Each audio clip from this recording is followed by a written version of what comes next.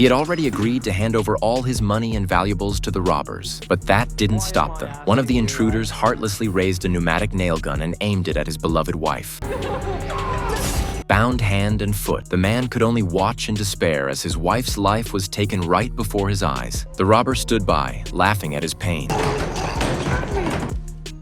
6 months later, Jack woke up from a coma. To his shock, he found himself lying on a glowing surgical table with countless strange devices plugged into his body. The nearby scientists rushed over to check his condition, but before they could say much, Jack lost consciousness again. When he finally woke for good, he learned he was inside a secretive tech facility known as RST. This company had been working on advanced experimental weapons designed to enhance and restore human capabilities. Their most groundbreaking project, a technology that could bring the dead back to life. Jack, a former Special Forces soldier, had become their latest test subject. The researchers had injected millions of nanobots into his body to replace his blood, essentially reviving him after death. Not only did this bring him back to life in the most literal sense, but it also gave him superhuman strength and the ability to rapidly heal from any injury. It all felt too unreal. Back in his room, Jack punched a heavy bag and split it in half. Even a concrete pillar couldn't withstand the force of his blows. Dumbbells weighing hundreds of pounds felt like toys in his hands. The experiment had turned him into a superhuman,